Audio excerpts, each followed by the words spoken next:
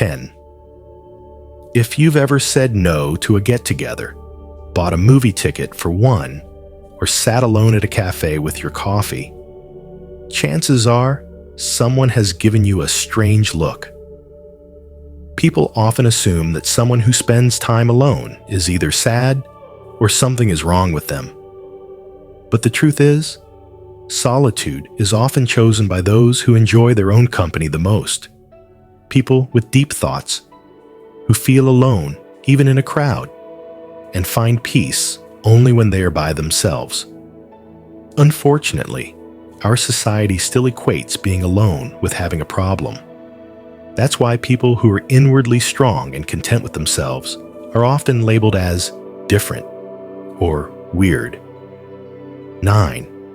If you think too deeply, people find you strange.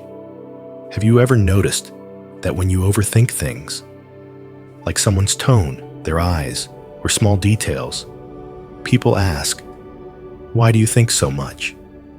The world today is fast, constantly rushing, and in such a world, thinking deeply is seen as a luxury or even a weakness. But deep thinkers are those who don't just see the surface of life, but try to understand its soul.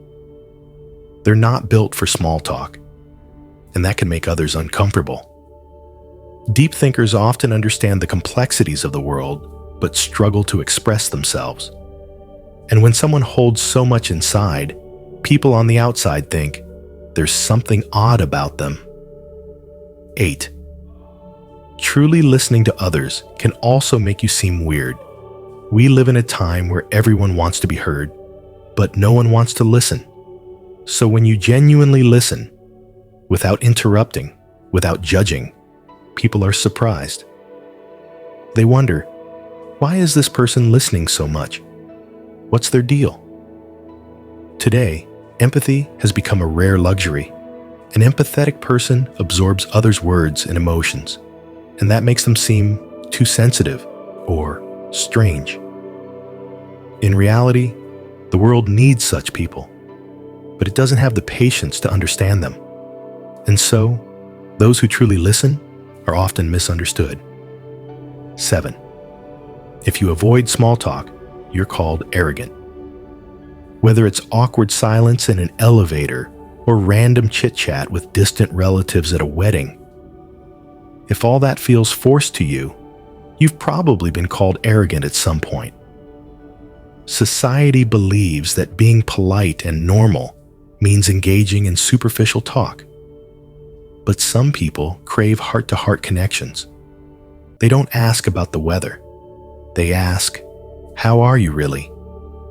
And that question can feel too intense for some people. Such individuals get labeled as weird or too much.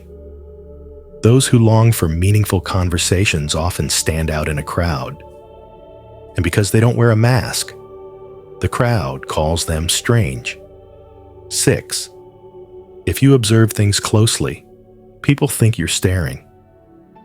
Imagine you're sitting in a cafe, observing a couple's conversation, or watching the curiosity on a child's face, and someone assumes you're just staring. But all you're doing is noticing the layers of the world. Observation is a skill that can make you a storyteller, artist, or thinker. But because most people are just going through life passively, someone who actively observes the world comes off as odd. These are the people who can find stories even in silence. And since they think differently from the norm, society doesn't see them as normal. 5. Ever caught yourself talking to yourself? Asking questions in the mirror? Replaying a scene in your mind? If yes, then congratulations. You're tapping into one of the most underrated powers of the human mind, self-dialogue. But the world often mistakes it for mental instability. Psychology, however, says that self-talk improves your clarity, memory, and emotional regulation. People who talk to themselves are often the ones who try to understand themselves before seeking to be understood by others. But since this behavior is socially visible, it's often labeled as weird. In truth, the person who isn't afraid to face themselves is often the most stable of all. 4. If you ask deep questions, people get uncomfortable. What are you afraid of? What are you afraid to become? When you ask questions like these, silence stretches. People start to feel awkward because we live in a world where thinking too much, asking too much, and knowing too much is labeled as overdoing it. Deep questions push people out of their comfort zones. And when that happens, they go into defense mode and label you weird. But it's these very questions that open the doors to real human connection. So if you ask deep questions, you're not weird. You're alive. 3. If you enjoy sitting alone at a cafe, does that make you weird? Going to a cafe alone, reading a book, observing people? It's a luxury. But to most people, someone who does that must be either sad or friendless.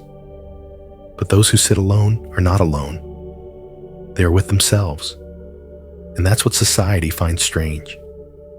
We've romanticized independence so much that when someone is truly independent, they seem strange. When solitude becomes a choice, it turns into the most beautiful companionship. And when you seek peace within instead of validation from others, you don't remain normal. You become rare. 2. When you're not impressed by cool things, people think you're outdated. Trends come and go. But some people remain unaffected. They listen to classical music, write handwritten notes, and choose comfort over fashion. When such people don't show interest in Reels, TikTok, or Snapchat filters, they're called boring. But the truth is, trendy things are temporary. Timeless things are always different. Maybe you're not cool, but you're calm. And in a chaotic world, calmness is the greatest rebellion. 1.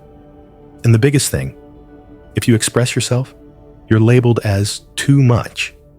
I'm sad. I'm scared. I feel lost. If you've ever expressed emotions like these, chances are someone has called you dramatic. In today's world, vulnerability is seen as weakness, when in reality, it's the greatest form of courage. Expressing yourself isn't easy, but it's the very trait that makes you real. People may call you too emotional, too intense, or too sensitive. But that's only because they don't allow themselves to feel as deeply as you do. So if you live openly, you're not weird. You're real. So next time someone says you're weird, just smile. Because weird isn't about being different. It's about being real. And this world needs more of those weird people, the ones who feel more than they see and understand more than they live.